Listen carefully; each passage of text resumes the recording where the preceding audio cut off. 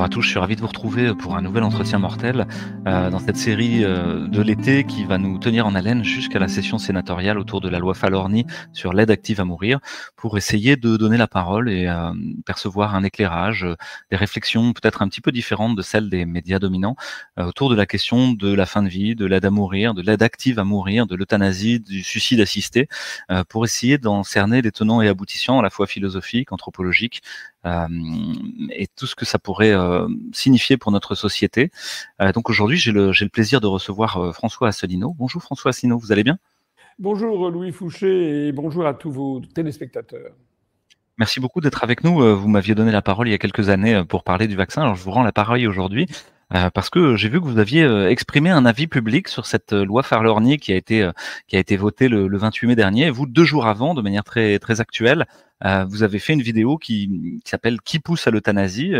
J'invite nos spectateurs à aller la voir sur la chaîne du PR Télé TV sur YouTube, où vous avez commencé à exprimer un certain nombre d'inquiétudes, ou en tout cas à essayer de comprendre pourquoi cette chose-là était à l'ordre du jour. Effectivement, on n'a pas l'impression que ce soit la première chose que les Français nous demandent dans la rue. Il faut absolument mettre en place l'euthanasie et le suicide assisté. Et pourtant, on a l'impression que la France a bien d'autres chats à fouetter. Et pourtant, c'est à l'ordre du jour en premier. Est-ce que ça vous semble normal ? Non, merci de me donner la parole et comme vous l'avez souligné, j'ai effectivement fait une vidéo. Bon, je rappelle que je suis à la tête d'un parti politique, l'Union populaire républicaine, et je note que sur la scène politique française, rares sont les responsables politiques qui se sont exprimés sur cette question ou qui l'ont fait d'une façon claire et nette. Ça a été parfois dans du clair-obscur. Je pense en particulier lors du vote en première lecture du projet de loi de M. Falorni, de proposition de loi, pardon. Proposition de loi, c'est lorsque c'est proposé par un député. Vous savez qu'un projet de loi, c'est lorsque c'est proposé par le gouvernement. Il s'agit d'une proposition de loi déposée par un député, M. Falorni, qui a été votée. Et alors, si on regarde l'examen des votes, il y a plutôt des votes hostiles du côté droit et plutôt des votes favorables du côté gauche. Mais c'est pas aussi simple que ça, puisqu'il y a certains députés de gauche qui ont voté contre cette proposition de loi qui a été adoptée en première lecture, et il y a des députés de droite ou d'extrême droite qui ont voté pour. Par exemple, le Rassemblement national, il y a quand même 19 députés du Rassemblement national sur 125 qui ont voté pour cette proposition de loi. Alors, moi, je suis comme fidèle à ce que je suis, c'est-à-dire que moi, je suis quelqu'un qui aime bien la précision et qui va voir les textes exactement, de quoi s'agit-il. Voilà. Et puis d'où c'est sorti. Parce que comme vous l'avez fort justement dit, personne ne demandait ça. Enfin, ça s'est sorti d'un chapeau. Donc qui est-ce qui est à l'origine de cette proposition de loi ? Le pourquoi du comment et qu'est-ce qu'il y a en fait dans cette proposition de loi. Et là, j'ai découvert quand même des choses qui me paraissent, honnêtement, je le dis, c'est un adjectif que j'utilise vraiment de façon réfléchie. Je trouve ça tout à fait scandaleux qu'une telle proposition de loi puisse être adoptée de façon comme ça, un peu dans un clair-obscur entre deux portes, sans qu'il y ait de débat national, et dans un climat d'intimidation intellectuelle et psychologique qui fait que si vous posez des questions, vous avez vite fait, comme pour l'affaire de la Covid et de la vaccination avec les injections ARNM, vous avez vite fait de vous faire considérer comme un moins que rien, comme quelqu'un d'extrême droite, etc. Donc c'est inadmissible. Alors, d'où vient d'abord ce projet ? J'aime bien. Moi, vous savez, je suis quelqu'un de courageux, enfin, je crois. C'est-à-dire que la vérité ne me fait pas peur. Hein. D'ailleurs, c'est une parole, vous savez, parole du Christ, une parole de Jean-Paul II. N'ayez pas peur. Et puis, la vérité, seule la vérité libère. Bon. Qui est-ce qui est à l'origine de ça ? Ce sont des forces qui sont en France agissantes depuis un certain nombre d'années et qui ont milité justement pour comment dirais-je, la mort dans la dignité. Il y avait jadis un sénateur qui s'était particulièrement spécialisé sur cette question, le sénateur Caillavet, qui était parti radical de gauche. Et en fait, vous découvrez, il n'y a pas besoin de chercher midi à 14h, puisque vous en trouvez, c'est expliqué dans tous les médias. En fait, c'est le Grand Orient de France, c'est-à-dire une des obédiences maçonniques françaises, celle de gauche, qui est derrière cette affaire. D'ailleurs, le député Falorni est un membre du Grand Orient de France. Bon.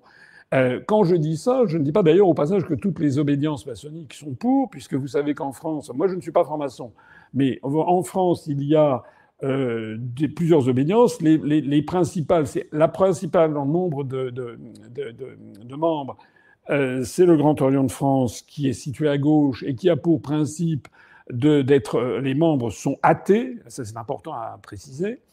Une deuxième et troisième obédience, c'est la Grande Loge nationale de France et la GLF, la Grande Loge française, qui sont numéro 2 et 3, je crois, et qui, elles, sont à droite. Et la Grande Loge nationale de France, la GLNF, qui est la deuxième obédience, elle, pour être initiée, paraît-il, encore une fois, je ne le suis pas, mais de ce que l'on m'a dit, il faut au contraire croire en Dieu. C'est-à-dire que vous devez, au moment de l'initiation, paraît-il, vous devez prêter serment soit sur la Torah, si vous êtes juif, soit sur la Bible et le Nouveau Testament si vous êtes chrétien, soit sur le Coran si vous êtes musulman, soit sur éventuellement un texte. Je crois qu'il y a eu des hindous qui sont entrés sur la Bhagavad Gita tirée du Mahabharata, etc.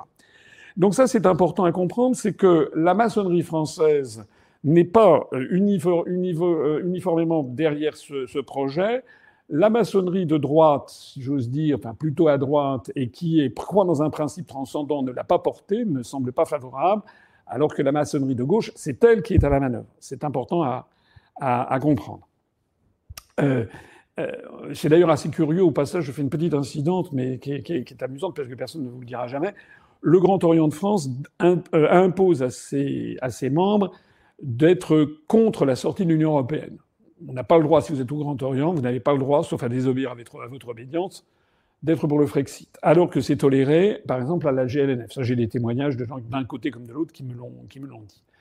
Donc, alors, ça veut dire quoi? Ça veut dire que il y a eu ce projet de fin de vie, de mort dans la dignité, parce que c'est l'euphémisme qui a été derrière, a été porté par le sénateur Caillavet, je le disais déjà, et puis depuis maintenant un certain nombre d'années, par le Grand Orient de France, en particulier donc M. Falorni, mais il y a eu en 2023, donc il y a 1 an et demi, bientôt 2 ans, il y a eu une conférence publique qui a été organisée rue Cadeuze, c'est-à-dire au siège du Grand Orient de France, donc j'ai montré ça dans ma vidéo que vous avez eu l'amabilité de citer, où il y avait le grand maître du Grand Orient de France, il y avait M. Falorni, le député, et il y avait également un professeur de médecine qui s'appelle M. Faure, je crois, c'est ça, Jean-Louis Faure, enfin, il me semble que c'est ça. Enfin, celui à qui j'ai donné la parole à partir d'un extrait d'une vidéo qui avait été tournée par TVL, qui est aussi membre du Grand Orient et qui poussait derrière. Alors, ça n'est pas. Si j'insiste là-dessus, c'est pas par complotisme ou c'est parce que c'est le souci de la vérité. Et ça pose un problème déjà de fond, qui est que c'est un sujet, à mon avis, qui relève de la conscience individuelle de chacun, de chaque électeur. Et lorsque des électeurs ont voté pour M. Falorni, le député dans l'ouest de la France, qui était à l'origine plutôt socialiste et puis qui après est devenu macroniste, lorsque des électeurs ont voté pour lui, il n'y avait nulle part dans sa profession de foi, ni dans ses déclarations publiques, ni le fait qu'il appartenait au Grand Orient de France, ni le fait qu'il allait à ce titre déposer une proposition de loi sur l'euthanasie et sur le suicide assisté. Il y a donc, je trouve, à mon avis, une forme d'extorsion de volonté, puisque lorsque normalement les députés sont les représentants des électeurs, et normalement ils défendent ce que disent les électeurs, mais je ne suis pas sûr du tout que les électeurs, s'ils avaient su ça, et notamment s'ils avaient su qu'il allait proposer une proposition de loi de cette nature, qu'ils auraient voté pour. Ça fait donc partie de... C'est exactement comme l'affaire d'ailleurs du Frexit.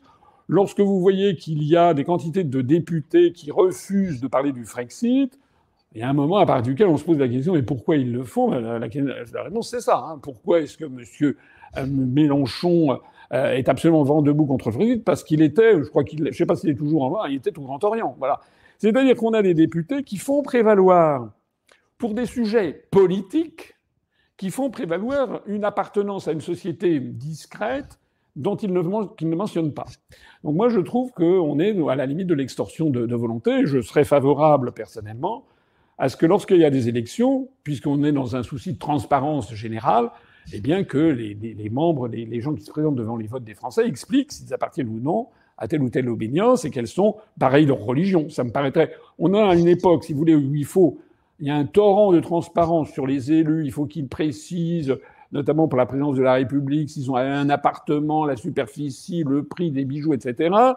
On demande, maintenant les médias en sont à demander, à traquer pour savoir quelle est votre sexualité. Rappelez-vous l'émission récente avec Bardella, et puis après avec Bardella, ils lui ont demandé est-ce que vous êtes homosexuel, et puis après ça, et quand vous prenez une douche, est-ce que avec une raclette, vous raclez vous avez vu cette émission, c'est incroyable.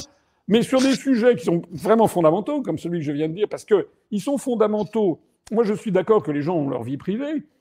Mais là, lorsque l'appartenance à ces groupes d'influence, en fait, n'est pas révélée, là, il y a un véritable problème. Oui, juste un mot là-dessus, ça me fait penser au fond au capitalisme des parties prenantes, ce qu'on appelle en anglais stakeholders capitalism, qui est l'idée que au fond des groupes de pression, des groupes d'intérêt, des lobbies vont fixer l'agenda parlementaire au niveau européen et normalement sont déclarés voilà, auprès des agences de régulation et de transparence. Il y a aussi ce qu'on appelle les conflits d'intérêts, si vous voulez, parce que ce que je dis dans l'appartenance à telle ou telle société de philosophie, de maçonnerie, ça vaut aussi pour l'appartenance à une telle ou telle religion qui peut influer sur le raisonnement. Ça vaut aussi pour la nationalité, parce que est-il normal, par exemple, que l'on puisse avoir des ministres ayant une double nationalité ? Personnellement, je ne le pense pas. Il y a beaucoup de pays du monde, par exemple, qui interdisent aux chefs de l'État d'avoir une double nationalité. Je n'ai pas dit que Macron a une double nationalité. Je n'en sais rien, en fait. Mais je crois savoir quand même qu'il y a des députés qui ont des doubles nationalités. Et je crois savoir aussi que, bon, il y a des personnalités qui sont haut placées dans l'appareil d'État, voire à la BCE, qui ont une double nationalité. Donc ça n'est pas normal. Ça n'est pas normal que les Français ne le sachent pas. Parce qu'on remet en fait... c'est exactement, si vous voulez, c'est comme si, par exemple, on se retrouve un petit peu dans le contexte de la... Vous savez, je compare assez souvent la France à une espèce d'avion gros porteur. Bon. Et le président de la République au pilote. Bon. Et je compare la France à cette horrible affaire, vous vous rappelez, du vol de la Germanwings, c'était, je crois, en 2017, quelque chose comme ça. Cet avion, la Germanwings, c'est une compagnie low cost de Lufthansa, compagnie allemande, qui faisait un vol de Barcelone à Düsseldorf. Et puis, il y avait deux pilotes dans l'avion, et le pilote en chef, le commandant de bord, est sorti du poste de pilotage pour aller tout simplement aux toilettes, laissant seul le copilote. Et le copilote, à ce moment-là, a fermé la porte derrière lui et pour empêcher que quiconque rentre. Et il a plongé à 800 km/h l'avion dans les Alpes de Haute-Provence, où il y a eu à peu près 160 morts qui ont été pulvérisés dans la minute. Enfin, c'est quelque chose d'horrible, c'est une espèce de suicide général. Bon. Et on s'est aperçu ensuite que ce type était complètement dépressif, que son état de santé n'avait pas été bien suivi, et il a été décidé d'améliorer le suivi, etc. Alors moi, j'avais pris cet exemple pour réclamer qu'il en soit de même pour le président de la République, les ministres notamment, qu'il y ait des tests de dépistage d'addiction à des psychotropes ou à la drogue pour le président de la République et pour les ministres. Et vous voyez où je veux en venir, parce qu'il y a quand même... Les rumeurs sont plus qu'insistantes sur le fait que le président de la République et plusieurs de ses ministres consommeraient de la cocaïne. C'est pas uniquement en France, c'est d'ailleurs dans tout l'Occident, semble-t-il, que ça se passe. Donc moi, je trouve que ça serait normal. Et donc, de la même façon, si vous voulez, qu'il est normal que des gens qui sont à bord d'un avion sachent absolument, il y a une confiance absolue dans le commandant de bord, enfin celui qui va les piloter, il faut qu'il sache aussi ce qu'il veut, parce que finalement, vous pourriez avoir un commandant de bord qui déciderait, bah tiens, finalement, les gens ont payé un billet d'avion pour aller à Düsseldorf, mais si moi ça me chante, je vais aller à Tripoli ou je vais aller au Caire, voilà. Donc c'est inadmissible. Et c'est pourtant de ça qu'il s'agit, parce que avec Macron, c'est la même chose. Macron s'est fait élire sur des ambiguïtés extraordinaires, du style c'est notre projet, on ne savait pas lequel c'était, et puis les gens découvrent ensuite qu'ils n'ont pas ce qu'ils pensaient.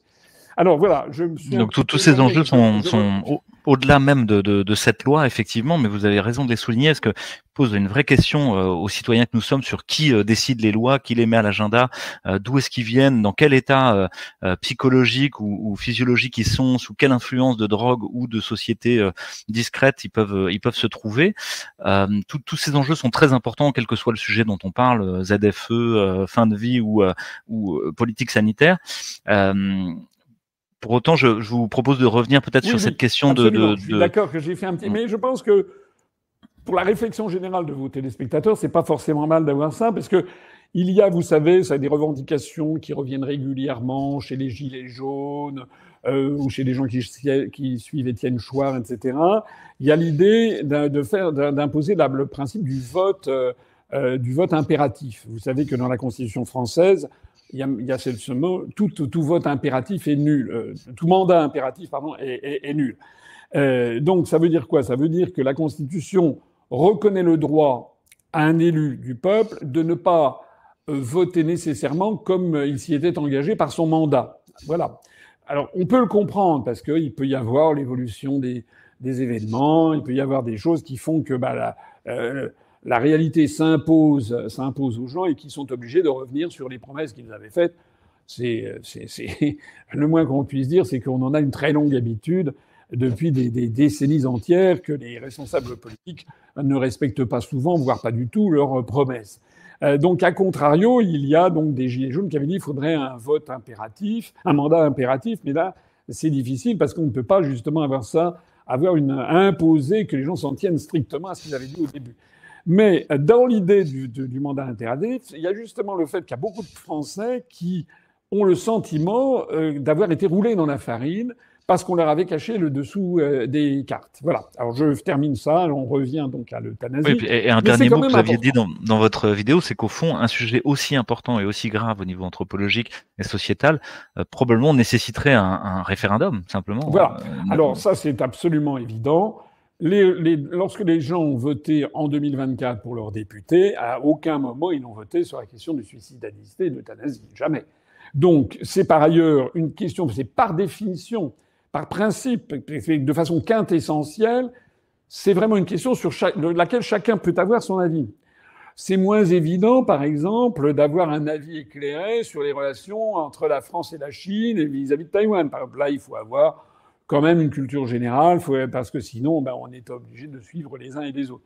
En revanche, sur quelque chose comme l'euthanasie et le suicide assisté, ça renvoie à sa propre histoire personnelle, à l'histoire de sa famille, aux relations que l'on a pu avoir avec des gens que l'on a aimés, notamment les parents ou les grands-parents, ça dépend de l'âge que vous avez, mais lorsque mes parents sont décédés l'un après l'autre à 2 ans d'intervalle il y a quelques années, évidemment que ça vous remue de façon très très profonde et vous êtes obligé à la fois de revivre mentalement votre enfance, mais aussi de penser à vous-même et aux fins dernières. Donc c'est vraiment un sujet sur lequel tout le monde peut avoir un avis, notamment justement lorsque, dans un cas comme dans l'autre, mes parents étaient, comme c'est d'ailleurs le cas de façon écrasante, la grande majorité des Français meurent à l'hôpital ou en clinique dans un univers hospitalier.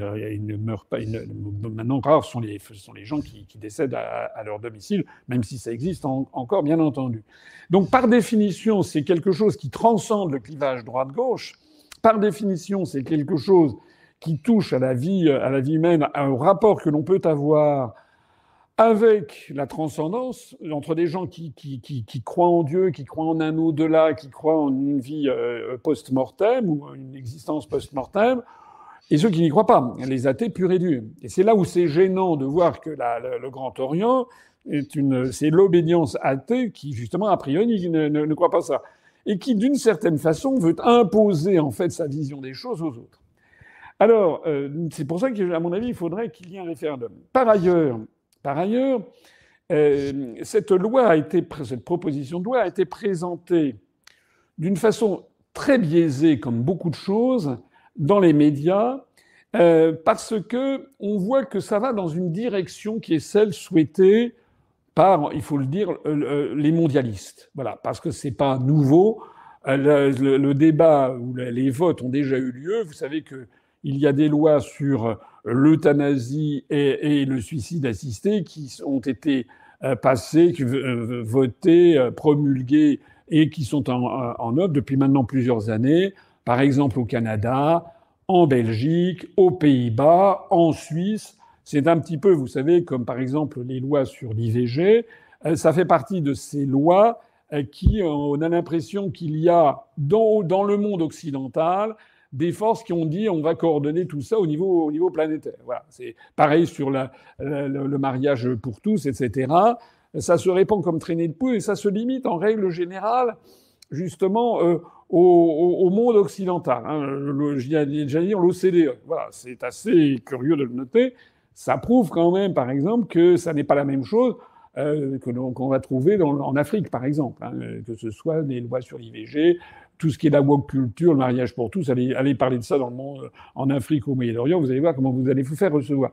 Donc, il y a des forces qui essayent de coordonner ça au niveau occidental et tout particulièrement au niveau de l'Union européenne. Vous savez, comme dans l'Union européenne, par exemple, je crois qu'il n'y a plus un seul État maintenant où l'IVG soit interdite. Il n'y a plus un seul État où le divorce soit interdit. Je rappelle qu'il y a des pays très catholiques comme l'Irlande ou la Pologne qui, il y a encore un certain nombre d'années, avaient des positions ou l'Italie même, des positions très restrictives même sur le mariage et a fortiori sur l'IVG. Donc il y a un phénomène de mode, sinon même de mot d'ordre qui s'est imposé. Et dans ce cadre-là, les médias présentent de façon systématiquement favorable la proposition de loi. Alors c'est assez facile de proposer ça de façon favorable, parce qu'il suffit de rappeler aux gens, regardez, et tout le monde a connu ça dans sa propre famille, des personnes en fin de vie qui souffraient, il faut abréger leur souffrance. Bon, moi j'avais une grand-mère quand j'étais petit que j'aimais beaucoup, qui a eu dans les années 70 qui a eu la maladie d'Alzheimer. À l'époque, on n'appelait pas ça encore comme ça, on appelait ça la démence sénile.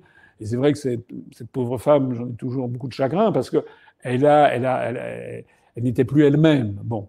Et donc, il y a certaines personnes qui disaient c'est vraiment triste de voir ça. Bon. Mais là se pose un problème qui est le problème de la volonté individuelle. Et c'est là-dessus que ça achoppe. Alors, on a fait croire aux Français, en tout cas c'est mon point de vue, que la proposition de loi qui leur était proposée, c'était vraiment dans des cas extrêmement limites, de personnes tout à fait en fin de vie, souffrant absolument terriblement, et que donc pour abréger leur souffrance, il fallait procéder à de l'euthanasie ou à un suicide assisté, bien entendu, à condition qu'ils le réclament, qu'ils soient d'accord, etc. Ça, c'est la façon dont on a présenté ça. Qui peut être contre ce genre de choses? En réalité, tout le monde sait, enfin, vous allez peut-être me contredire, mais je ne le pense pas, Louis Fouché, compte tenu de votre profession. Dans le monde hospitalier, les personnes qui sont en fin de vie sont dans des services, justement, alors après la gériatrie ou en soins palliatifs. On leur administre des médicaments, justement, pour atténuer leur douleur. Et puis on les accompagne en fait, voilà, on ne fait pas d'acharnement thérapeutique. Moi, je sais que ça a été le cas pour mes deux pauvres parents. Le corps médical, que ce soit les médecins, les infirmiers, les infirmières, les assistants hospitaliers, on fait ça avec beaucoup d'humanité, de doigté, d'élégance, en nous faisant comprendre aux enfants qu'ils vivaient leurs derniers jours. Mais qu'on n'allait ni hâter leur fin, ni non plus faire de l'acharnement thérapeutique. À mon avis, c'est mon avis personnel. Oui, c'est la réalité pratique, c'est que l'immense majorité du temps, ça se passe très bien, avec beaucoup de bienveillance et avec un arsenal législatif qui l'encadre, qui est tout à fait bien fait, avec la loi de 99, la loi de 2002 sur le droit des malades, la loi de 2005 Leonetti et la loi de 2016 de Claes-Leonetti, qui permet une sédation terminale jusqu'au décès et profonde jusqu'au décès, donc, et y compris de faire face aux souffrances psychologiques ou physiques sans réelle difficulté. Voilà. Bien sûr, il subsiste des anecdotes révoltantes. Alors, voilà, il y a, dans tel ou tel cas, tout le monde a à l'esprit, vous savez, ce monsieur-là qui était, je crois, réduit un peu à l'état végétatif pendant des années. Puis parfois, il il y a des sombres disputes autour du C'est mot l'affaire rugby. Vincent Lambert, quoi, Voilà, qui c'est est l'affaire voilà. Vincent Lambert, je voulais pas le dire, mais c'est l'affaire Vincent Lambert, qu'on monte en épingle, etc. C'est vrai qu'il y a des cas qui sont très, très particuliers, mais ce sont, si vous voulez, on fait voter une loi générale pour quelques cas particuliers, parce que dans la pratique quotidienne, en gros, on n'a plus besoin de nouvelles lois, à mon avis. Tout se passe d'une façon qui correspond un petit peu à la dignité des êtres humains, la dignité de la famille, et les choses se passent comme ça. Donc il y Oui, a et des... il y a comme une transitivité, c'est-à-dire qu'on passe de lois qui sont faites pour ceux qui vont mourir et qui sont plutôt bien faites, et y compris une pratique clinique qui est très bien faite, à une loi sur ceux qui veulent mourir ou ceux qu'on Voilà, voudrait voir mourir. Et ça, voilà. c'est Alors très différent. c'est là où ça devient absolument scabreux. Et lorsqu'on le regarde à la loupe, le texte qui a été voté, on ne peut pas ne pas être révolté. Enfin, et les gens qui sont, à mon avis, pour cette loi ne l'ont pas lu. Ou alors ce sont des gens qui ont vraiment une psychologie personnelle qui est à l'antithèse, à mon avis, de la grande majorité des gens. Quand vous regardez ça, vous vous apercevez, par exemple, que il faut qu'il y ait comment dire, le consentement des malades. Très bien. Mais si j'ai bien compris ce que disait le professeur dont je parlais tout à l'heure, dont vous trouverez la vidéo dans ma vidéo, l'extrait vidéo, Professeur Touraine, je crois, le hein, dont vous professeur parlez. Touraine, voilà, c'est le nom que je cherchais, lui, il dit c'est un premier pas, et il dit mais ensuite on va aller au-delà. Et d'ailleurs, il se scandalise en public, c'est incroyable, il se scandalise en public en disant vous vous rendez compte, pour l'instant les mineurs ne sont pas inclus dedans, non plus d'ailleurs que les malades d'Alzheimer. Et non plus également, et non pas que les malades de maladies mentales, mais il faudra bien aller vers cette direction. Alors là, moi, je suis effaré. Je pense à ma pauvre grand-mère dont je parlais tout à l'heure, mais comment peut-on imaginer d'avoir le consentement éclairé de quelqu'un qui est malade d'Alzheimer? C'est-à-dire qu'on va lui extorquer sa volonté. C'est pareil pour des malades mentaux, pour des gens. Il y a des gens qui n'ont pas les capacités de discernement. On peut leur faire dire et signer n'importe quoi, en fait. Et derrière cela se cache quand même une volonté d'eugénisme. Et je suis désolé, mais j'ai effectivement rappelé dans ma vidéo et dans des tweets qui ont eu beaucoup de succès, j'ai rappelé que c'était quand même la base même de ce que les nazis avaient appelé l'action T4, qui s'était développée à la fin des années 30. C'était sur le thème des bouches inutiles. Et il y a notamment des publicités, des placards publicitaires que j'ai mis dans cette vidéo, où on voyait en 1939, on montrait sous l'Allemagne hitlérienne un médecin avec à côté de lui un monsieur qui avait l'air d'être un malade, qui devait avoir, je ne sais pas, des déficiences mentales, qui avait l'air d'être déficient mental. Et il y avait marqué camarade, ce monsieur, enfin ce malade, te coûte 60 000 Reichsmark par an, c'est de ton argent qu'il s'agit. Et c'était un truc pour promouvoir justement un programme qui s'appelait l'Action T4, que Hitler a signé le 1er septembre 1939, et dans lequel il évoque un mot codé. Vous savez que les nazis avaient des mots, des euphémismes épouvantables. Hein. Tout le monde sait que la solution finale, c'était ça voulait dire en fait l'extermination des Juifs dans les camps de la mort. La nuit et brouillard, c'était évacuation vers l'Est, c'était les déportations vers les camps de la mort. Donc les nazis avaient fait comme ça toute une série d'euphémismes pour cacher la crudité de la réalité. Et donc là, Hitler et les nazis avaient utilisé le mot de mort miséricordieuse, c'est-à-dire qu'il s'agissait d'apporter la mort, justement, par charité chrétienne, si l'on peut dire, à ces personnalités, enfin à ces personnes qui souffraient de maladies mentales. Et on le disait avec avec quand même une franchise toute teutonne, pour le coup, on disait que ça coûtait beaucoup trop cher. Or, qu'est-ce que l'on voit, nous, apparaître en France lors de ce débat? Il y a un think tank, je crois que c'est Terra Nova, qui a très opportunément, au mois de février, sorti un rapport repris par le journal Le Point, qui a dit que si on appliquait l'euthanasie de façon industrielle aux personnes en fin de vie, et puis pourquoi pas aux Alzheimer et compagnie, on pourrait économiser 1,4 milliard d'euros. Alors là, on est dans tout à fait autre chose. On est dans simplement ça fait une jour pensée. une autre question que celle de la dignité humaine, d'une Ah oui, mort parce que qui là, se passe bien. Là, c'est on est carrément dans l'assassinat industriel pour des raisons budgétaires. Alors, ce qui est extrêmement inquiétant, c'est que, regardez les nouvelles venant du Canada. Au Canada, le gouvernement s'est félicité quasiment officiellement qu'il y ait que la loi sur l'euthanasie permettait de faire des économies de 1,4 milliard de dollars. C'est le même nom, mais en dollars canadiens. Et, enfin, où est-ce qu'on va, si vous voulez? C'est absolument, absolument tragique.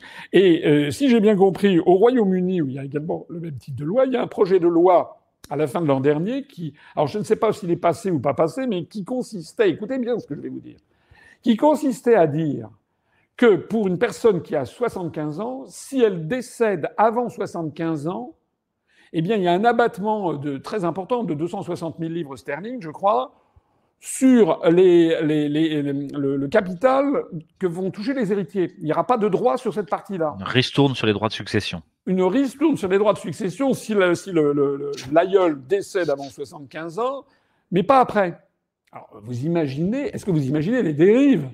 Les héritiers qui vont voir, écoute, mamie, voilà, tu sais, t'es bien fatigué, voilà, t'as 74 ans et 11 mois, tu sais que si tu dures encore un petit peu plus, ça va nous coûter beaucoup d'argent, si tu veux qu'on garde de toi une belle, c'est une horreur, en fait. C'est incroyable. C'est incroyable. Voilà.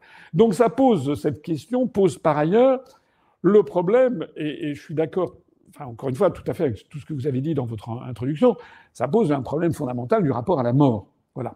Parce que l'expérience statistique montre que ce soit en Suisse, j'ai regardé les statistiques là justement avant notre émission, que ce soit en Suisse, que ce soit en Belgique, que ce soit aux Pays-Bas, par exemple, ce sont des pays européens proches, qu'à partir du moment où il y a eu une loi autorisant l'euthanasie et le suicide assisté, il y a une croissance exponentielle des demandes. Voilà. C'est d'ailleurs assez normal parce qu'il faut bien comprendre que dans la psychologie humaine, ce qui est interdit par la loi, c'est mal. En revanche, ce qui est autorisé par la loi, c'est normal et c'est bien. On a vu le même phénomène avec l'IVG. Lorsqu'il y a eu la loi de 1975 de Madame Simone Veil, je vous rappelle très bien, j'étais adolescent à l'époque, il y a eu des débats innombrables qui ont émaillé la scène politique française, les médias, etc. Et il avait été indiqué que de toute façon, c'était pour traiter vraiment le cas le minimum possible, que tout serait fait pour éviter que les femmes aient recours à l'interruption volontaire de grossesse, qu'il y aurait comment dirais-je, des réunions avec un médecin, avec un groupe de médecins, que l'on expliquerait à la femme enceinte en difficulté qu'elle avait des possibilités de faire autrement, par exemple d'aller jusqu'au bout de sa grossesse pour ensuite faire donner son enfant à l'assistance publique, parce que par ailleurs il y avait des couples infertiles qui attendaient pendant des années de pouvoir adopter un enfant. Enfin, on leur expliquait tout, on pouvait leur parler aussi d'aides diverses et variées de l'État. Donc normalement, c'est comme ça que ça avait été présenté, que tout serait fait pour dissuader une femme d'avoir recours à l'IVG. Par ailleurs, il y avait des délais qui étaient très limités, il y avait un certain nombre de contraintes. Et donc, dans le vote de la loi Simone Veil en 75, il avait été précisé qu'il y avait beaucoup de garde-fous. Mais le problème, c'est ce qui s'est passé, c'est qu'une fois que vous avez, c'est d'ailleurs le raisonnement du professeur Touraine, c'est exactement ce qu'il dit, c'est qu'une fois que vous avez fait passer le problème de principe, vous faites sauter un verrou. Avant, c'était interdit, l'IVG était interdit, enfin on appelait ça l'avortement, parce que là aussi ça a été euphémisé, l'avortement était interdit parce qu'il s'agissait de porter atteinte à la vie d'un être humain individuel qui, vous savez que le cœur d'un fœtus commence à battre, je crois, au 26 ou 27e jour après la fécondation. Donc voilà. Il y a eu tout un discours pour expliquer qu'en fait c'était le corps des femmes, ce n'était pas un individu différent. Donc mon corps m'appartient, donc le fœtus appartenait au corps des femmes et ne devait pas être considéré comme une personnalité par elle-même. Donc vous savez les changements religieux, anthropologiques, tout ce que ça sous-entend derrière. Mais une fois que la loi a été votée, petit à petit, il s'est passé ce que les contempteurs de cette loi, ceux qui étaient hostiles à cette loi, avait annoncé, c'est-à-dire que progressivement, progressivement, un certain nombre de digues tombent, le regard porté par la société sur cet acte qui quand même est un acte très douloureux, même pour beaucoup de femmes d'ailleurs qui font des IVG, c'est pas facile pour elles d'accepter. Hein. Mais petit à petit, tout ça est devenu dans une certaine forme de normalité en définitive. Et puis on a simplifié l'affaire. Voilà, ce qui fait que maintenant, vous savez qu'il y a à peu près, je crois, 260 000, 270 000 IVG par an, c'est-à-dire pratiquement 50% du nombre de naissances. Et qu'au même moment, les naissances en France sont tombées au plus bas depuis plus d'un siècle, que les femmes en France, c'est 1,5 enfants, donc il n'y a pas de renouvellement des générations. Et soit dit en passant, que ça fait un appel d'air formidable pour l'immigration de peuplement. Et il faut bien que les Français le comprennent. On ne peut pas avoir à la fois un pays en effondrement démographique avec des pays en très forte croissance démographique sans qu'il y ait un phénomène de transvasement de l'un vers l'autre. Les 3000 ans d'histoire de l'humanité vont dans ce sens.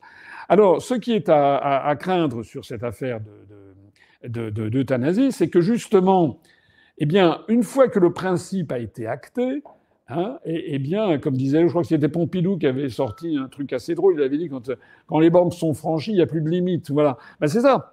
C'est-à-dire à partir du moment où on acte le principe de l'euthanasie, le principe du suicide assisté, progressivement, on risque de passer d'une euthanasie en fin de vie à une euthanasie pour des gens qui ont un moment dépressif ou qui ne supportent plus la vie. Et puis ça va être le suicide, et puis ça va devenir un suicide de confort. Et c'est exactement ce qui s'est passé en Belgique, aux Pays-Bas, ou en Suisse. En Suisse, aux Pays-Bas, pardon, on en est rendu, je ne sais pas si vous le savez, mais maintenant, on fait des suicides assistés par couple.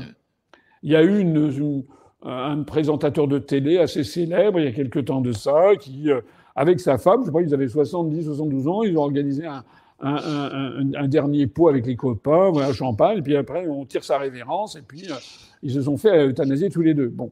Alors, que l'on me comprenne bien, les gens, ils ont le droit de se suicider, même si c'est condamné notamment par le christianisme. Les gens, on peut rien faire. Si des gens se suicident, ils se suicident. C'est une des libertés qu'on a. C'est même pas un droit. C'est une liberté fondamentale. C'est une des libertés fondamentales. Vous avez le droit de mettre fin à vos jours. Bon. Mais c'est une chose que de le constater. C'en est une autre que ce soit l'État qui s'occupe de ça et qui bientôt sur financement public. Alors c'est tout à fait autre chose.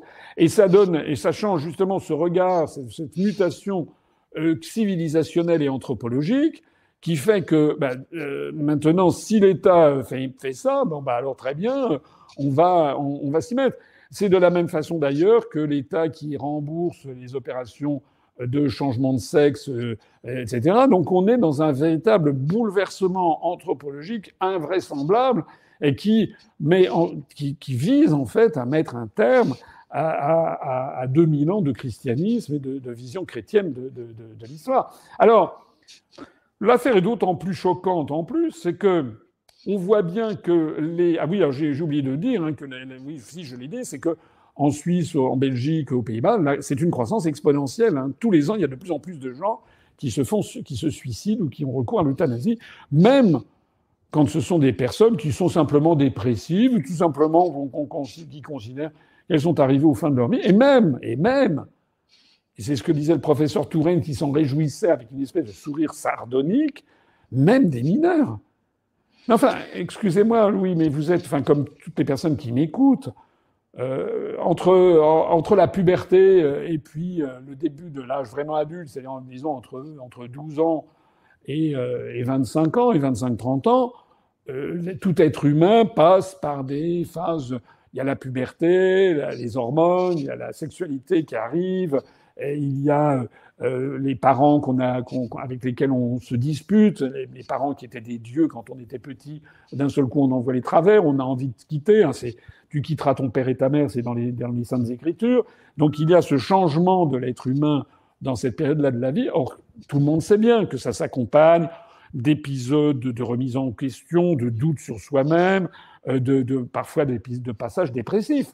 Mais je veux dire, si on disait à tout ado qui en a marre de la vie ou qui a raté un examen et qui va se faire engueuler par ses parents et qui veut en finir, si on lui disait mais pas de problème, voilà, tu signes ça, c'est terminé en 2 heures, enfin c'est incroyable. Donc la nécessité, enfin ça faisait partie notamment de tout l'enseignement que moi j'ai reçu, comme beaucoup de Français je pense, c'est-à-dire je sais pas, de venir en aide à son prochain, mais maintenant, ce truc, vous l'avez vu, c'est un des passages, à mon avis, les plus scandaleux de cette proposition de loi, c'est que si vous avez autour de vous un ado qui a envie d'en finir, alors pour l'instant c'est interdit aux mineurs, hein, la loi, mais enfin, comme on ne sait pas ce que ça sera dans 5 ans, hein. Mais si vous avez ou une personne très âgée qui souffre et qui dit je veux en finir. Moi, j'ai eu ça autour de moi, j'ai vu ça dans ma famille. Je n'imagine pas de dire à ma mère bah oui, écoute, c'est vrai, maman, il faut vraiment en finir. Je vais demander au médecin de terminer ça. Demain, ça sera terminé. Enfin, c'est inimaginable. Enfin, on dit au contraire, on apporte des messages de soutien, voilà, qu'on a besoin d'elle, que voilà, etc. Enfin, et d'ailleurs, ça contribue. Et on se met en branle pour serrer les coudes entre frères et sœurs humains, pour essayer de retrouver un sens, de permettre à la personne de retrouver un sens à cette vie qui mérite d'être vécue. Tout le monde sait que les personnes âgées voient leur espérance de vie décliner rapidement si elles sont toutes seules. Alors qu'une personne âgée qui est entourée de ses enfants, si elle a des enfants et petits-enfants, ou bien de voisins ou d'amis qui continuent à avoir des activités sociales, qui appartiennent à des associations, etc., c'est une espèce d'élixir de longévité. Enfin, tout le monde le sait. Donc, or, ce qui est absolument inimaginable dans cette proposition de loi qui a été votée, c'est que si vous prétendez intervenir pour inciter quelqu'un à ne pas mettre fin à ses jours, à ne pas vouloir le suicide assisté ni l'euthanasie, ça sera passible de 2 ans de prison et de 30 000 € d'amende. Enfin, on marche sur la tête. C'est-à-dire que tous les réanimateurs qui réaniment des suicidés, les psychiatres qui aident des dépressifs à vaincre leurs idées suicidaires seraient passibles de ce délit d'entrave. On est dans une espèce de contradiction intenable. Le clergé aussi, des prêtres qui seraient là, ou des sœurs, ou des bonnes sœurs qui seraient là, elles seraient passibles d'un délit d'entrave. Enfin, c'est incroyable. Et qui vous regardez bien l'intervention du professeur Touraine, qui, moi, je la trouve saisissante, cette intervention. Dans la première loi, parce que vous avez vu la frilosité que notre pays véhicule sur ces questions-là, il faut obtenir le plus possible. Et surtout, une fois qu'on aura mis le pied dans la porte, il faudra revenir tous les ans et dire on veut étendre ça. Parce que je ne vous apprends pas quelque chose, probablement, à la plupart d'entre vous. Dans la première loi, il n'y aura pas les mineurs. Dans la première loi, il n'y aura pas les maladies psychiatriques. Dans la première loi, il n'y aura même pas les maladies d'Alzheimer. Donc tout ça ne viendra pas tout de suite. Mais dès qu'on aura au moins obtenu une loi pour ceux qui ont une maladie de Charcot, pour certaines formes de tumeurs généralisées, pour ceci, pour cela, après on pourra étendre les choses en disant c'est quand même pas normal qu'il y ait des malades, des Français, parce qu'ils ont telle forme de maladie qui ont droit, et puis les autres qui n'ont pas droit. Donc il faudra introduire cette égalité. Mais je pense que ça va être un combat qui sera important et que nous devrons continuer aussi au moment de l'application de la loi. Parce que comme pour l'IVG, vous allez voir qu'il y a des endroits qui vont dire ici, circuler, il est interdit de faire des euthanasies ou des suicides assistés. Dans tout l'établissement ici. Pourquoi ils diront ça? Parce qu'ils disent on a la clause de conscience. Il y a des cliniques qui disent nous avons la clause de conscience, on ne fait pas d'IVG ici. Et demain, il y aura des services de soins palliatifs qui disent ici on ne le fait pas. Est-ce que vous croyez que des murs ont une conscience et qu'ils puissent invoquer la clause de conscience? C'est interdit et il faudra le faire respecter.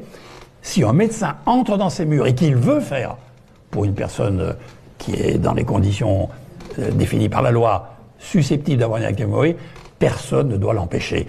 Vous savez que pour l'IVG, il a fallu que nous votions une loi qui est la loi sur l'entrave à l'accès à l'IVG. Parce qu'il y avait des gens qui voulaient l'empêcher. Eh bien là, il y aura des gens qui voudront empêcher l'accès à l'aide active à mourir. Donc il faudra aller très fort contre eux, parce que ces gens dont vous avez parlé, qui sont des opposants, soutenus par la presse Bolloré, soutenus par tous ces courants-là, soutenus par les millions de dollars. Le raisonnement de ce monsieur, c'est pas un raisonnement de médecin, hein, c'est un raisonnement de nazi, c'est-à-dire qui est là, voilà, il va falloir y passer, il est là pour militer, pour industrialiser l'affaire, et comme s'il y prenait un plaisir personnel à ce que les gens mettent fin à leur jour. Alors au-delà de ça, ben, c'est effectivement le rapport à la vie qui est posé, et ça c'est peut-être, si on veut prendre la hauteur de vue maximum, c'est peut-être le plus grave de tout. C'est qu'en fait, l'Occident en général, et la France en particulier, sont lancés de plus en plus dans une culture de la mort. L'IVG maintenant atteint des sommets. Pendant la période de vie, vous avez, vous le savez, vous êtes bien placé pour le savoir, l'épisode de la Covid avec toutes ces manipulations de l'opinion, ces injonctions de se faire injecter des solutions, des ARNM, alors que c'est une technologie qui n'était absolument pas maîtrisée, qui n'est d'ailleurs pas toujours, dont on ne connaissait pas les tenants et aboutissants, et dont on voit de chaque mois qui passe un peu plus à quel point c'était au moins, pour le moins prématuré d'avoir recours à ça, et que, contrairement à ce qui ça avait été annoncé, ça n'empêchait pas du tout la transmission. C'est tout juste si ça pouvait empêcher l'infection. Les effets négatifs secondaires sont de plus en plus importants. On s'aperçoit que sur les myocardites, enfin sur des tas de problèmes avec des turbocancers, etc. Enfin, eh bien, rappelez-vous, vous en avez souffert comme moi aussi d'ailleurs. On avait été peu nombreux dans la sphère politique à réclamer. Moi j'avais avec Florian Philippot et Nicolas Dupont-Aignan, on avait co-signé, ce qui nous arrive rarement, on avait co-signé une lettre envoyée à Olivier Véran pour demander que l'on puisse avoir recours à l'hydroxychloroquine et à l'ivermectine. Bon, ça avait été, Véran nous avait envoyé balader, alors que maintenant, de plus en plus, on se rend compte que notamment l'ivermectine a réellement un effet. Enfin, moi, c'est comme ça que je me suis soigné. Je n'ai pas été, je refusais. Ma famille et moi-même, on a refusé de se faire injecter. Mais enfin, rappelez-vous la pression psychologique qu'il y avait. Or, c'était une pression pourquoi, en fait? Quelle était? Il va bien y avoir des historiens qui vont se pencher là-dessus, et peut-être aussi, ça va peut-être arriver dans les prétoires, devant la justice. En France, sans doute pas dans les premiers, puisque nous sommes souvent en retard, mais dans certains pays anglo-saxons, en Australie, par exemple, ou aux États-Unis, ou au Canada, il va bien y avoir des gens qui, de plus en plus, vont porter plainte, parce que c'est quoi ce truc? Pourquoi est-ce que... Et là, d'ailleurs, c'est exactement le même périmètre que celui dont je parlais pour l'euthanasie et le suicide assisté. C'est-à-dire que cette frénésie à vouloir faire injecter avec des injections ARNM les populations correspond le périmètre assez précisément au même périmètre que celui qui promeut l'euthanasie, etc., ou qui promeut également le mariage pour tous, c'est-à-dire le monde occidental. Hein. Mais en revanche, vous savez qu'il y a eu très très peu de vaccination en Afrique, qu'il y a des pays, la Biélorussie par exemple a interdit totalement les injections. Bah, finalement, le taux de mortalité en Biélorussie est inférieur à celui de la France, n'est-ce pas? En Suède, ils ont eu là, c'est un peu un contre-exemple, parce que la Suède fait partie de l'OCDE, mais enfin, le gouvernement suédois a une position très, très différente. Enfin, voilà. Donc, on a l'impression qu'il y a une culture de mort, et maintenant, le troisième étage de la fusée, c'est celui-là. C'est-à-dire qu'on a l'impression qu'à chaque étape de la vie, il y a les plus hautes autorités de l'État qui veillent à diminuer la population, en fait, et à faire de... Voilà, c'est absolument tragique. Au même moment, par exemple... on ne nous propose jamais des mesures en faveur de la vie. Le débat sur les retraites est absolument fascinant. C'est-à-dire qu'il y a quand même, en arrière-plan de tout ça, l'idée que s'il y a plus d'euthanasie, il y aura moins de retraités, ça sera plus facile à équilibrer le budget des retraites. Je n'invente pas, c'était dans le magazine Le Point dont je parlais, avec 1,4 milliard d'économies. Mais il y a quand même un autre moyen comment dirais-je, d'équilibrer les retraites, ça serait de lancer une grande politique nataliste. Si du temps à l'aube du XXIe siècle, si sous Chirac ou si Sarkozy avait lancé dans les années 2000 une politique nataliste, on aurait maintenant, on est en 2025, on aurait on aurait une pyramide des âges de jeunes de 18, 20 ans, 22 ans, 23 ans, 25 ans qui seraient là, qui seraient des actifs, qui équilibreraient le système. Donc, il n'y a pas besoin, il faut pas, ça va assez vite, en définitive, d'avoir une politique nataliste. Il n'en est jamais question. Au contraire, même. Vous savez que, par exemple, François Hollande a taillé dans le vif des prestations familiales, notamment avec un plafond pour toucher, etc. Alors, le dernier acte que l'on a pu voir, c'est dans le débat budgétaire aujourd'hui, c'est que dans le collimateur du gouvernement, paraît-il, eh bien, il y a la réduction budgétaire drastique pour le soutien aux malades avec des maladies rares, aux malades en fin de vie, voire tous les analgésiques, etc. Il y a d'ailleurs une très grande difficulté à trouver en ce moment, paraît-il, des analgésiques dans les pharmacies. Alors, ça, c'est quand même, excusez-moi, mais c'est une espèce de plan diabolique. On nous explique qu'on introduit l'euthanasie, mais uniquement pour les gens qui souffrent trop, et puis 15 jours après, on nous explique qu'il va falloir tailler dans le vif justement du soutien aux gens qui souffrent trop. C'est quoi la logique de tout ça? Il n'y a quand même pas besoin d'être très grand clair pour découvrir qu'il y a une espèce de logique absolument morbide, pour pas dire diabolique, qui consiste en fait à tout converge pour inciter les gens à passer de vie à trépas plus rapidement pour que ça circule. Donc il y a une extension de cette culture mortifère qui laisse de côté toute vie, qui s'intéresse de manière à la fois fascinée et terrifiée à la mort, comme unique solution à tous nos manquements, qu'ils soient économiques, qu'ils soient de dotation de personnel de soins, qu'ils soient des insuffisances des soins palliatifs. Il faudrait finalement tuer les gens. Au fond, tout serait beaucoup plus simple. Et vous avez décrit cette idée aussi d'une sorte de pied dans la porte, toute technique du salami, qui consiste à petit aboutir à une extension du domaine d'éligibilité des candidats à l'euthanasie, au suicide assisté, faisant qu'au fond, l'ensemble de la population des plus fragiles, des plus faibles et des plus démunis se trouve dans le collimateur, avec une vision eugéniste des choses. Ouais. Je vous interromps, Louis Fouché, parce que c'est pas vous, c'est pas moi qui le disons. C'est pas des délires complotistes. D'ailleurs, vous savez que le complotisme, en fait, on s'aperçoit sur la plupart des sujets, en fait, ils ont vu juste avant les autres. Mais là, ce dont on parle, le professeur Touraine, c'est un ami proche, il est du membre du Grand Orient, c'est un ami proche du député Falorni, qui est à l'origine de la proposition de loi. Et c'est lui-même qui le dit, que ça n'est qu'un premier pas pour élargir. C'est pas du complotisme, on peut pas avoir une preuve plus flagrante, ça se voit, c'est énorme, que les gens qui poussent ça, ils ont un agenda derrière qui consiste à aller beaucoup, beaucoup plus loin.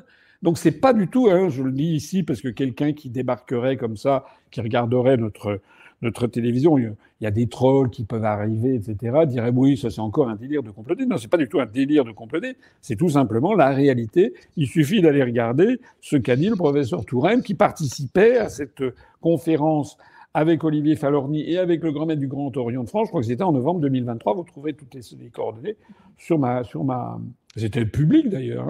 Je vais vous poser une question qui revient fréquemment à mes oreilles de par mon entourage, les gens à l'hôpital, les familles, qui est cette souffrance qui existe réellement d'accompagner des personnes âgées qui commencent à avoir du mal à faire leurs besoins fondamentaux, de faire leurs toilettes, d'aller aux toilettes ou de choses comme ça, qui se retrouvent extrêmement démunis, en souffrance, qui demandent à mourir eux-mêmes. Et où les enfants qui se retrouvent à 65 ou 70 ans à accompagner leurs vieux parents sont extrêmement démunis face à cette souffrance et sont tentés par cette proposition du suicide assisté ou de l'euthanasie comme une sorte de libération d'une vie qui n'en finit pas d'être un naufrage. Qu'est-ce que vous en pensez? Est-ce que cette loi peut être une solution à ça? Est-ce que on a l'impression que c'est un questionnement réel pour un certain nombre de nos contemporains? Pour moi, je pense que, comme on en a parlé tout à l'heure, ce sont des sujets qui sont, chaque cas est un cas particulier. Je suis assez de l'avis de penser que ça n'est pas le rôle de l'État d'intervenir trop ouvertement dans ce genre de choses. Comme vous l'avez rappelé, vous avez rappelé tout le dispositif des lois qui ont été prises, il y a un accompagnement, voilà.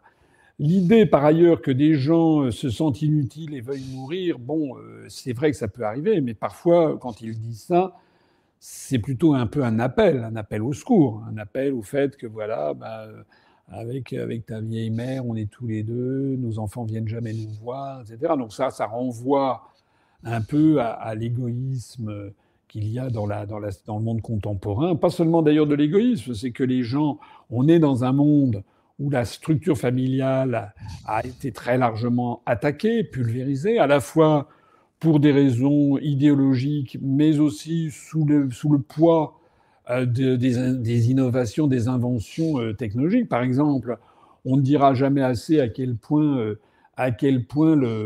les téléphones portables, par exemple, isolent les gens les uns des autres. Enfin, il y a eu la télévision qui a commencé à faire taire les conversations tous les soirs dans les familles. Et puis après ça, il y a eu les ordinateurs qui a fait que chacun dans une famille est allé dans sa chambre, chaque enfant dans sa chambre, et puis les parents dans le salon pour regarder la télé, puis chaque enfant dans son... Donc du coup, c'est un peu le début de l'éclatement. Ça s'accompagne par ailleurs des familles décomposées, recomposées, etc., avec l'affaiblissement du lien matrimonial, etc. Et puis, après ça, c'est les téléphones portables. Donc, du coup, les gens sont de plus en plus isolés dans le monde. Je garde un souvenir qui m'a beaucoup frappé. C'était en 2018, je suis allé en Polynésie parce qu'il y avait des élections territoriales et l'UPR présentait des candidats aux élections territoriales en Polynésie française. Et donc, j'y étais allé, j'en avais profité pour aller voir nos adhérents, etc. Et accessoirement, j'étais allé dans un atoll qui s'appelle Arotua, qui est près de l'atoll de Rangiroa. Donc, ça se trouve à 700 km à peu près, vol d'oiseau de Papeete, de l'île de Tahiti. Donc, on est en France, enfin, on est dans le territoire de la Polynésie française. Et c'est une commune. Et sur cet atoll de Arotua, eh bien, il y a un générateur électrique avec du fuel qui apporte un navire, et puis c'est tout. Bon. Et évidemment, il n'y a pas grand-chose. Ils évitent de trop consommer, de telle sorte que le soir, je me suis allé promener. Il y avait 3-4 rues dans le chef-lieu principal de l'atoll. Il y avait une petite lampe électrique tous les 100 mètres pour éclairer vaguement le chemin. Et puis, il n'y avait pas d'électricité, en fait, dans les maisons. Et ça m'a vraiment frappé parce que sur le seuil de chaque maison, les maisons sont en bois. On est en Polynésie, hein, il fait 28 degrés, etc. Les maisons sont un peu sur pilotis pour éviter les crabes de cocotiers ou bien les rats. Et donc, les familles, elles étaient sur le pas de leur porte. Et elles parlaient entre elles ou elles parlaient avec les voisins d'en face. Et je me suis dit, en voyant ça, en fait, ça, c'est la France de 1830.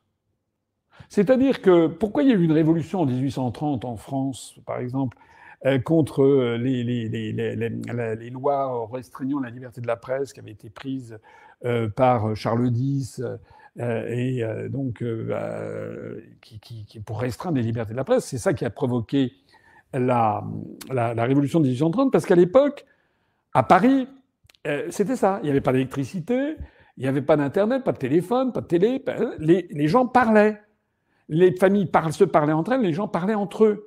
Et c'est au passage de ça qui faisait les révolutions, parce que les gens s'échauffaient. Alors qu'aujourd'hui, dans le monde d'aujourd'hui, moi, ça m'a beaucoup sidéré de voir ça. Je me suis dit qu'il y avait... Alors, je ne veux pas idéaliser, hein, je veux pas faire... C'est pas le voyage de Bougainville que je vous raconte, mais c'est parce que je ne suis pas sûr, personnellement, que ça me plairait sur longue période de vivre dans cet état, parce que c'est quand même un état un peu de nature. Hein. On revient un peu au roman du XVIIIe siècle, mais objectivement, nous avons des compatriotes qui vivent dans cet état-là. Et quand vous revenez à Paris, là, tout le monde, enfin à Paris de façon générale, en France métropolitaine, et dans le monde occidental de façon générale, les gens sont incroyablement coupés les uns des autres. Alors, pas besoin de vous dire que, évidemment, dans une société traditionnelle comme celle dont je parle, il est évidemment hors de question, enfin je pense, qu'il y ait de l'euthanasie, etc. C'est-à-dire que c'est une famille soudée. Alors que chez nous, les gens, voilà, tout le monde va dans son coin, ce qui fait qu'effectivement, la situation que vous décrivez arrive régulièrement, où des personnes âgées, très très très âgées, considèrent que finalement, elles ont fait leur temps. Accessoirement, par ailleurs, elles ne se reconnaissent pas forcément dans le monde d'aujourd'hui. Enfin, moi, je sais que personnellement, j'ai 67 ans, donc je ne suis pas très âgé, mais je commence à prendre de l'âge. Et j'avoue qu'il y a des évolutions sociétales qui me sidèrent par rapport à la France que j'ai connue, et pas en bien. Parce que j'ai l'impression, par exemple, sur la liberté d'expression, sur la joie de vivre même, sur la sécurité. Il y avait dans la France des années que j'ai connues quand j'étais adolescent, c'était pas le paradis terrestre. Il y avait des conflits sociaux, il y avait de l'inflation, il y avait un pouvoir d'achat qui était peut-être insuffisant, etc. Mais si vous voulez, il y avait, me semble-t-il, une joie de vivre, une sécurité. Vous pouviez sortir dans la rue sans problème. Il y avait aussi quelque chose qui est très important, c'est que les gens se projetaient de façon positive dans l'avenir. Quand j'étais enfant, dans les années 60 ou adolescent, on parlait de l'an 2000, on imaginait qu'il y aurait des soucoupes volantes, que les gens, il y aurait des robots pour tout faire, que ce serait le paradis terrestre, et que ce serait le bonheur absolu. Alors qu'aujourd'hui, on ne parle que de catastrophes, la surpopulation, le réchauffement climatique, les océans en ébullition, comme a dit Macron hier. Enfin, je sais pas où il a vu des océans en ébullition. Enfin, c'est son cerveau qui est en ébullition. Mais tout est fait pour avoir une société extrêmement anxiogène, et avec des évolutions sociétales que les gens ne comprennent honnêtement, ont du mal. Il y a quand même beaucoup, et sans avoir nécessairement mon âge, il y a quand même aussi beaucoup de gens qui ont quand même du mal avec le règne des minorités, avec la woke culture, etc., etc. Parce qu'en fait, la réalité, c'est qu'on n'est plus en démocratie. On est, dans le meilleur des cas, en minoritocratie. C'est le pouvoir non pas du peuple, démos, c'est le pouvoir des minorités. Donc alors dans ce cadre général, je fais un peu de philosophie politique, je déborde un peu parce que c'est important de remettre tout ça dans un contexte sociologique et historique particulier. Il est vrai que des personnes très âgées, elles n'ont plus tellement envie de vivre, elles se sentent complètement déphasées, dépassées par le. Ça me fait penser à cette parole qu'avait dite Jeanne Calment, vous savez, qui est celle qui a battu le record mondial de longévité attesté, vérifié à partir de sources incontestables de l'état civil. Je crois qu'elle est décédée à 122 ans et quelques mois. Donc, pour le Guinness des records, il n'y a aucun être humain qui, avant elle ni après elle, qui pour l'instant a battu ce record, encore une fois fondé sur des documents avérés. Et elle avait dit, dans les derniers temps de sa vie, elle avait dit à un journaliste: le bon Dieu m'a oublié. C'était une formule. Il y a ça chez des personnes très, très, très âgées. Mais pour autant, ce sont des personnes qui ont tenu à avoir la dignité jusqu'à la fin d'être vivants. Voilà. Moi, je pense qu'on ne peut pas avoir. Je pense que le cas que vous citez, à mon avis, c'est plutôt un appel au secours qu'une réelle demande d'en finir. Ouais, j'entends dans votre réponse qu'au fond, ce genre de situation est plutôt le symptôme d'une société qui a laissé se désagréger le lien social, le lien Voilà. filial, le fait de serrer les coudes entre frères et sœurs humains et au sein d'une société, avec cette atomisation dont parle Hannah Arendt dans les systèmes totalitaires, où chacun est divisé, recoupé dans une schismogénèse volontairement entretenue, qui divise entre communautés, entre je suis pour, je suis contre l'Ukraine, je suis pour ou contre tel vaccin, je suis pour ou tel truc, et ça ne s'arrête jamais, jusqu'à ce qu'à la fin, la dernière des libertés que vous ayez, c'est ce que dit Hannah Arendt dans un système totalitaire, c'est de vous supprimer. Et donc on a l'impression qu'effectivement il se passe quelque chose de l'ordre d'une résurgence totalitaire. On n'est pas évidemment loin s'en faut comme en Corée du Nord, mais on reconnaît pas un cancer quand il est multimétastatique. On commence à en prendre conscience en le dépistant précocement. Et ce que vous décrivez sur les émotions aussi, cette absence de confiance en l'avenir et cette scansion terroriste entretenue en permanence dans les médias et par les pouvoirs publics, que ce soit sur le climat, sur les guerres, sur tout ce que vous voulez, sur l'économie, a trait à ces émotions qui sont le propre de certains systèmes. Et l'émotion du système totalitaire, ça a été décrit largement en philosophie politique et en psychologie sociale, c'est la terreur.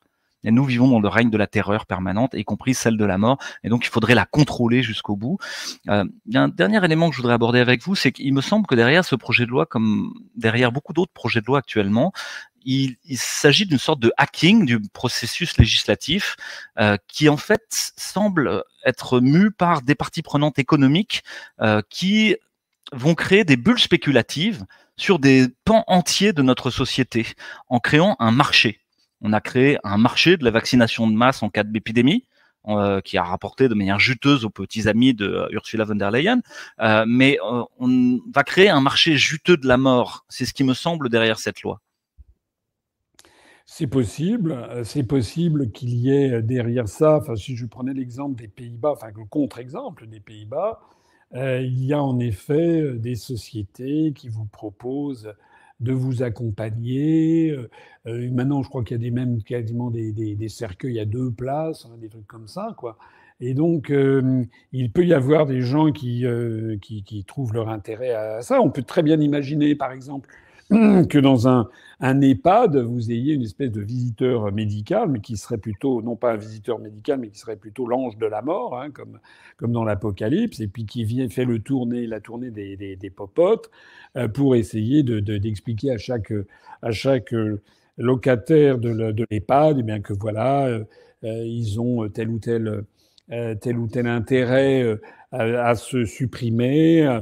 D'abord, ils sont fatigués, tout va bien se passer, on s'occupe de tout. On peut imaginer ça, hein. Par exemple, sur les questions fiscales dont je parlais tout à l'heure, que si il va y avoir peut-être des lobbies qui vont aller, comme c'est le cas en Angleterre, proposer qu'il y ait justement une espèce comment dirais-je, d'abattement fiscal si vous décédez plus vite, et donc dire ou voilà, aller voir les héritiers en disant si vous poussez votre aïeul à avoir recours à un suicide assisté, on vous accompagnera fiscalement, financièrement. On a des produits financiers qui sont dans ces directions. Enfin, tout est. C'est déjà le cas, parce que je le signale à nos auditeurs, mais dans les propositions de loi et les amendements qui ont été faits autour de la loi Farlerny, un syndicat de mutuelles est intervenu pour proposer des amendements entiers. On comprend bien l'intérêt d'une mutuelle à aller hâter la mort de quelqu'un qui n'en finit pas de coûter cher. Pour autant, ça n'a pas l'air de servir le bien commun. Donc effectivement, on a le remplacement petit à petit de cette dimension du soin par une logique utilitariste, économique et eugéniste qui, au fond, nous fait perdre de vue qu'est-ce que c'est prendre soin, quoi. Oui, et puis c'est le triomphe du cynisme et c'est le triomphe de l'absence de toute transcendance, en fait. Voilà. C'est-à-dire, vous savez, c'est la fameuse parole, je sais plus, de Dostoïevski, hein, si Dieu est mort, tout est permis. Oui. Voilà. Si Dieu n'existe pas, tout est permis. C'est un peu le monde occidental. Dieu sait si vous avez des personnes comme Solzhenitsyn ou comme Jean-Paul II qui ont tiré la sonnette d'alarme. C'est le monde occidental est lancé dans une évolution où si on oblitère complètement la question de Dieu, tout est permis en fait. Voilà, c'est exactement ça. Par exemple, régulièrement on nous ressasse les valeurs républicaines. Voilà, mais lorsque les valeurs républicaines, c'est pas la liberté généralisée de faire tout ce qu'on veut. C'est pas du tout une valeur républicaine. Par exemple, sur la question du mariage, par exemple, j'ai pas rêvé, Madame Schiappa, qui était ministre du gouvernement, avait fait la promotion du trouble. Alors le trouble, c'est quand vous avez non pas un couple, mais il y a 3 personnes. Il paraît que ça peut aller au-delà. Je crois même au Brésil, d'ailleurs, hein, maintenant, il y a des mariages à plusieurs. Même, je me demande s'il n'y a pas eu des mariages avec des animaux, enfin, n'importe quoi. Bon. Mais à partir du moment les nazis eux-mêmes avaient fait l'apologie de la polygamie pour le repeuplement voilà, de mais l'Allemagne. À partir de ce moment-là, pourquoi ne pas autoriser la polygamie en France, par exemple? Puisque, par exemple, dans l'islam, au contraire, c'est autorisé. Donc, c'est pas des valeurs. Les grandes valeurs que l'on connaît aujourd'hui, c'est-à-dire l'interdit de la polygamie, c'est-à-dire le rôle, la femme égale de l'homme, etc. Tout ça, c'est pas des valeurs républicaines. Hein. Ce sont des valeurs chrétiennes, en fait. Il y a quand même un vrai. Il faut rendre aux choses leur vrai nom. Vous avez très bien, par exemple, vous avez des républiques islamiques. Hein. Donc, on peut très bien avoir des républiques qui reconnaissent la charia, par exemple. Hein, quand on dit non, la charia, c'est contraire aux valeurs de la République, non. Non, c'est contraire aux valeurs chrétiennes. Ça, c'est autre chose. Donc il y a un méli-mélo dans la tête des gens qui fait qu'actuellement, il y a, à mon avis, un peuple en souffrance, des peuples en souffrance dans le monde occidental, puisque c'est ce proverbe que j'aime souvent à citer, qui est un joli proverbe africain, qui dit « Si tu ne sais pas où tu vas, regarde d'où tu viens ». Et il y a quand même beaucoup, notamment chez les jeunes générations, un vrai souci, un vrai problème de savoir c'est quoi le but de la vie, en fait. Est-ce que le but de la vie, c'est comme Madame Imelda Marcos, vous savez, la femme du dictateur philippin dans les années 80, quand il y avait eu une révolution, on avait découvert qu'elle avait dans son palais, elle avait 3800 paires de chaussures, quoi, des scarpins, enfin. Voilà. Est-ce que le but dans la vie, c'est d'accumuler toujours plus, toujours plus, toujours plus, toujours plus? Est-ce qu'il n'y a pas un moment à partir duquel les gens se posent des questions sur le sens de la vie? Et chez les jeunes générations, je pense que c'est un point important. Il y a une des questions posées par l'islam à la société française, et que finalement, qui taronne un peu beaucoup de Français, c'est qu'en fait, les musulmans qui sont en France, pas tous, hein, mais il y en a qui tout simplement ont la foi. Alors que parmi les Français, parmi ceux qui ont été baptisés, combien ont-ils encore la foi? Et je pense que ce sont des sujets qu'on ne peut pas éluder dans un débat sur la vie, la mort, l'euthanasie, etc. C'est qu'il y a actuellement... Moi, j'ai donné des cours de futurologie quand j'étais plus jeune, à l'École supérieure de commerce de Paris notamment. Quand on veut faire de la futurologie, on regarde ce qu'on appelle les faits porteurs d'avenir. C'est-à-dire des faits sociologiques, par exemple, ou économiques, qui sont comme un petit signal rouge ou orange qui s'allume en disant « Attention, ça va falloir suivre ça de près ». Or, actuellement, par exemple, on l'a vu encore là, ces jours-ci, il y a actuellement une remontée en puissance assez rapide de la pratique catholique. Vous avez vu qu'au pèlerinage de Chartres, il y avait un monde fou. Le pèlerinage de Saint-Jacques-de-Compostelle draine de plus en plus de monde. On assiste à une remontée rapide des baptêmes des adultes, des catéchumènes. En revanche, le nombre de bébés baptisés à la naissance continue de baisser. Donc, ça veut dire qu'il y a une société qui se cherche de la même façon que les peuples qui se tournent vers l'islam, par exemple, sont justement à la recherche d'essayer de leurs propres racines. Vous savez qu'il y a des théoriciens qui disent que l'islamisme, en fait, qu'on voit dans un certain nombre de pays musulmans, n'est pas un signe de santé, mais plutôt un signe de déconnexion avec le monde contemporain. Alors ça, il y a des gens qui disent ça, et des gens qui disent le contraire. Mais c'est vrai que, regardez ce qui se passe, par exemple, aux États-Unis. Il y a une des composantes de Trump et des gens qui l'entourent, qu'on ne présente pas beaucoup en France, hein. C'est quand même la relation avec Dieu. J'ai pas rêvé, vous avez vu que Trump, à chaque conseil des ministres, il commence par une prière. Il a nommé auprès de lui un conseiller en religion. Et Vance, le vice-président, a fait cette sortie un jour en disant que la politique de Trump et la sienne, en fait, c'était d'abord et avant tout de mettre en marche les enseignements du Christ. Vous avez vu Marco Rubio, le ministre des Affaires étrangères, enfin le secrétaire d'État américain, le jour du mercredi des cendres, passer à la télévision, vous l'avez vu avec une espèce de croix de cendres, justement, sur le front. Mais c'est du jamais vu. C'est absolument du jamais vu. Alors, c'est vrai que la société américaine, se revendique quand même plus souvent de paroles bibliques, etc., dans son message politique. C'est la société de tous les excès, les États-Unis. Donc, vous avez sur les côtes est et ouest, vous avez le phénomène de woke culture, etc. Mais vous avez aussi le Middle West qui est... Alors là, c'est les religions, c'est les évangélistes, c'est les mormons, c'est les protestants. Vous avez de tout. Mais ça veut bien dire ce que ça veut dire. C'est-à-dire que le XXIe siècle, en fait, n'est pas écrit et il faut pas exclure que l'Occident se retrouve finalement dans une impasse. On le voit d'ailleurs, l'Occident est dans une impasse en Ukraine. Bon. L'Occident pensait que l'OTAN pensait qu'il allait pouvoir circonvenir et mettre à bas le régime de la Russie et découper en morceaux la Russie, puisque c'est quand même la proposition dont là aussi on ne parle pas, mais qui est portée sur les fonds baptismaux par l'État profond américain. Madame Victoria Nuland, là j'ai fait une vidéo, je permets de renvoyer des gens qui m'écoutent si ça les intéresse, à aller voir sur une vidéo sur le dialogue franco-russe, où j'explique quel est le projet de découpage de la Russie après la victoire de l'OTAN sur la Russie. Mais en réalité, on s'aperçoit que le monde occidental, qui d'ailleurs est en attrition du point de vue démographique, alors que les autres, et qui est en attrition du point de vue économique, eh bien, on a l'impression que maintenant, il est dépassé par des forces qu'il a fait son temps, si j'ose dire. Et c'est peut-être le monde occidental, en fait, qui va vers l'euthanasie. En attendant, c'est quand même un monde qui n'attire plus. Quand vous allez dans les pays, quand vous allez en Russie, quand vous allez en Chine, quand vous allez dans le monde, en Afrique, etc., on voit dans tous les pays des BRICS, il y a une volonté de sortir, en fait, de la mainmise occidentale. Tout ça est un peu, et ce sont des grands phénomènes civilisationnels qui nous échappent en partie, parce que c'est au-delà de la volonté d'un homme, mais c'est quand même vraiment important. Merci beaucoup pour ces considérations méta-historiques qui recoupent des questionnements civilisationnels et spirituels et religieux.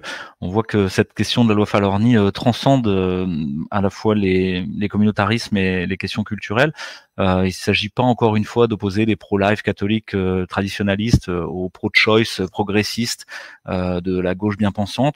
Non, il s'agit au contraire d'aller regarder dans les détails, parce que le diable est dans les détails. Cette loi comporte de très nombreuses transgressions qui sont absolument intenables, et effectivement, les communautés musulmanes pratiquantes, les communautés catholiques pratiquantes, pas catholiques zombies comme celles qui sont décrites par Emmanuel Todd, on réagit, mais aussi la gauche, et ça, un fait surprenant. Je vous invite à aller voir le groupe Jusqu'au bout solidaire, qui s'interroge sur cette question de tous les handicapés, tous ceux qui sont affaiblis par notre société et à qui on propose plus simplement l'euthanasie désormais qu'une prise en charge adaptée à leur handicap. Et que ce sera le monde de demain où marche ou crève, si tu peux tenir. Je vais finir peut-être par une citation de Biederman et les incendiaires de Max Frisch, qui est ce dramaturge suisse-allemand, qui dit il y a pire que les bruits de bottes, il y a le silence des pantoufles. Et donc, je crois que il est temps de sortir de nos pantoufles et peut-être de commencer à faire un petit peu de bruit autour de ce sujet, d'en parler autour de nous, de refaire des apéros pour discuter du deuil, de la fin de vie, des deuils aussi symboliques qu'on a à faire dans notre société. Vous l'avez dit, il y a aussi une résurgence au fond d'une espèce de courant spirituel tenu d'un côté par le globalisme progressiste néolibéral sous la forme du transhumanisme, qui est au fond une proposition religieuse, ou dans le monde russe, le rapprochement avec l'orthodoxie, dans le monde occidental catholique ou protestant, le rapprochement du président américain des obédiences chrétiennes. Tout ça vient secouer beaucoup de questions. Je pense que c'est un sujet qui est loin d'être anodin. Je vous laisse peut-être le mot de la fin et de conclusion, si vous voulez. François Asselineau, merci beaucoup pour votre temps et vos lumières.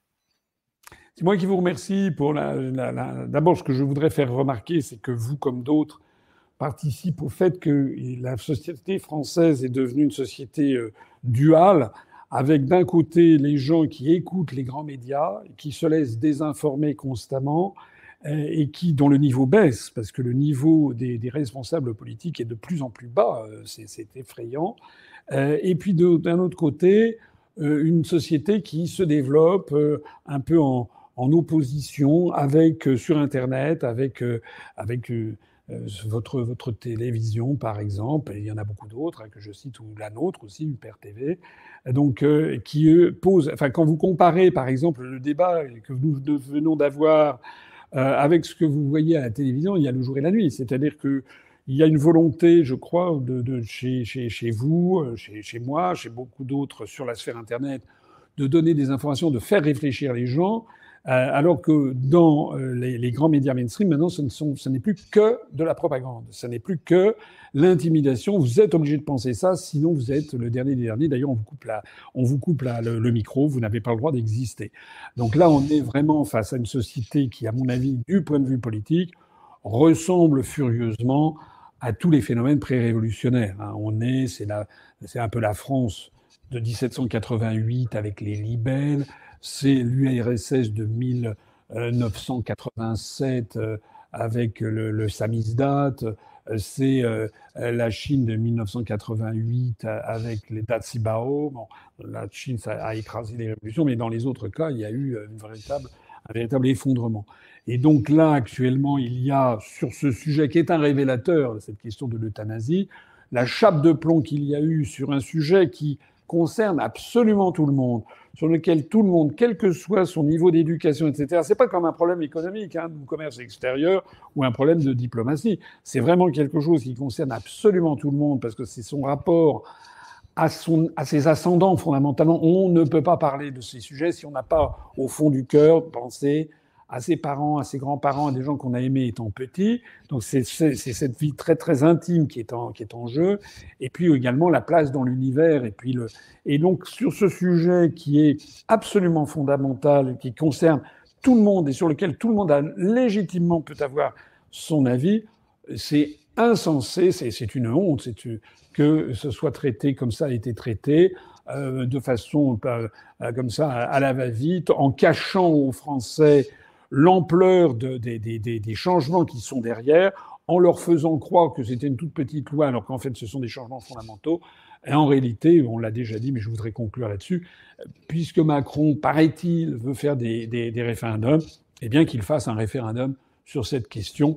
Est-ce que oui ou non les Français sont favorables à cette loi? Ça me paraît le minimum, à la condition que, je dis bien à la condition que, il y ait un débat pendant 3 mois où on laisse s'exprimer toutes les parties. Parce que sinon, si c'est pour avoir un débat comme le traité de Maastricht où les partisans du oui avaient 85% du temps de parole, à ce moment-là, c'est une parodie de démocratie. Voilà. Merci de m'avoir invité, Louis Fouché.